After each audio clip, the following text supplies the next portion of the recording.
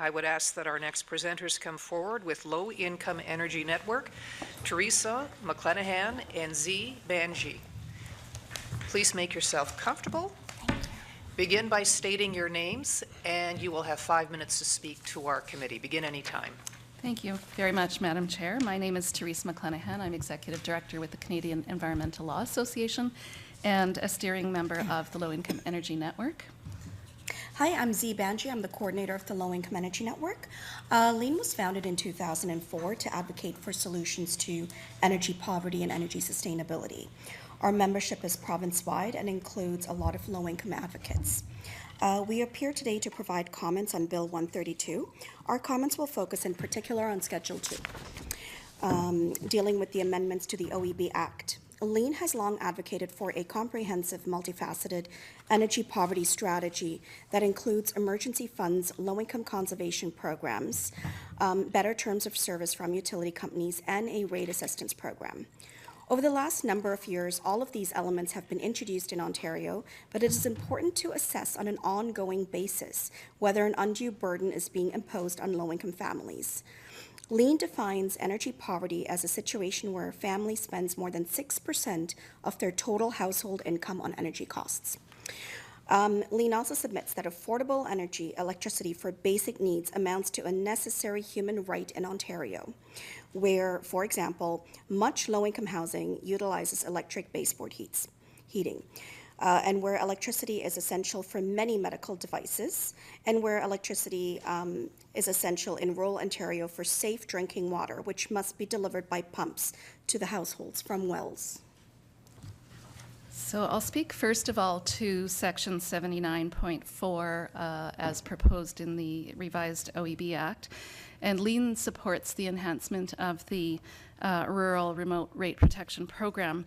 Over time, the differential distribution rates that had been charged by many utilities based on density had become untenable. Many people paying urban rates, I don't think, realized just how much the differential was for those in rural and remote Ontario based on those differential rates. And there has been an RRP program for some time, but it had not kept up with the increasing differential between low density and urban charges.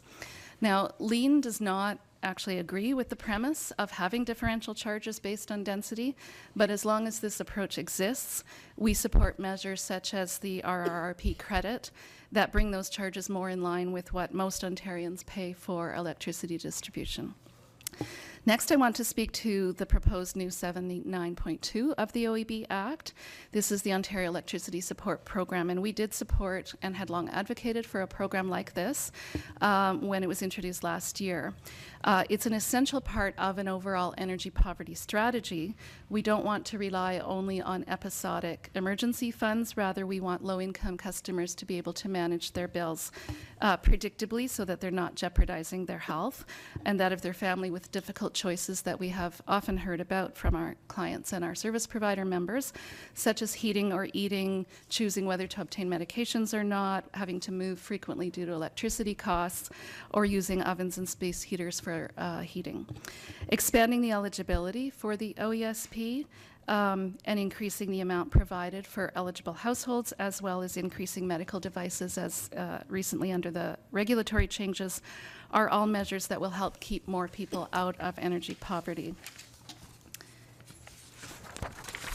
And I also want to speak to 79.4 of the proposed OEB Act, which is the delivery credit for on-reserve First Nation consumers.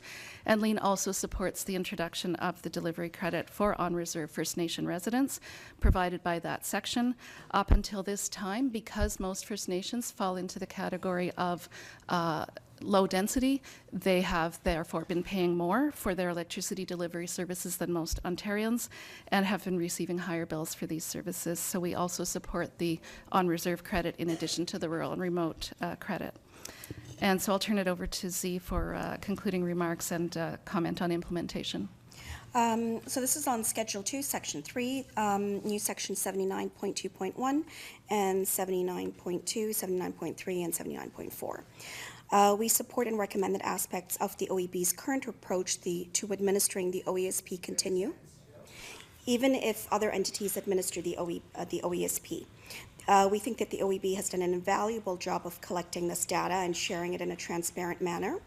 The Financial Assistance Working Group has been developmental and instrumental in the development of LEAP and OESP programs, and still needs to offer ongoing evaluation and maintenance, and we hope that these elements continue on and are preserved if an agreement is entered with ComSoc. Thank you. And our first questions for you are from our government side. Mr. Potts.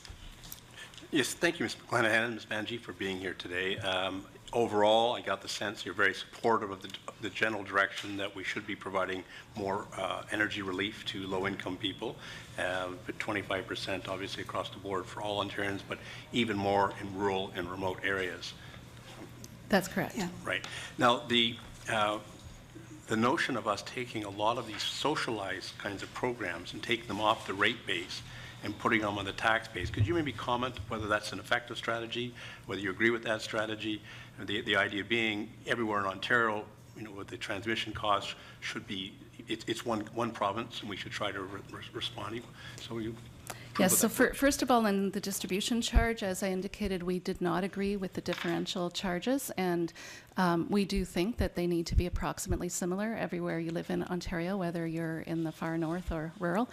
And for the both those charges as well as the commodity charges that are being helped with the OESP, our concern, as we mentioned, is that these are basic necessities. These are not luxuries.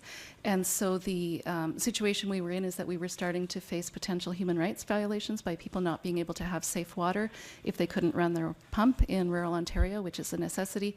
A lot of housing for social income and low income was built with electric baseboard heating back in the day when we thought electricity was cheap, and they don't have good alternatives. Now, your organization, I believe, had a conference very recently. Did the issue of the Fair Hydro plan come up, and was it generally supportive in the conference? Yeah, it was. That was one of the main things that we discussed at the end of the day, where we talked about all the rate mitigation programs that currently exist in the province.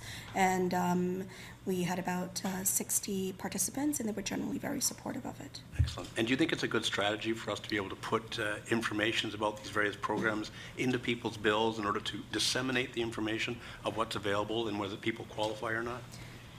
I think it's very important. I still get phone calls from people asking about programs that exist because they don't know about it. Excellent. All right, well, those are my questions. Thank you very much. Thank you. Our next questions for you are from MPP Walker. Thank you very much.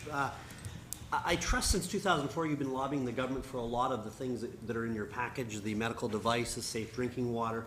Do you find it at all passing strange that very little has been given to you in those requests, I trust, over the many years, but now they can find a way to borrow 25 to 43 billion dollars just in front of an election? Does that find it strange at all?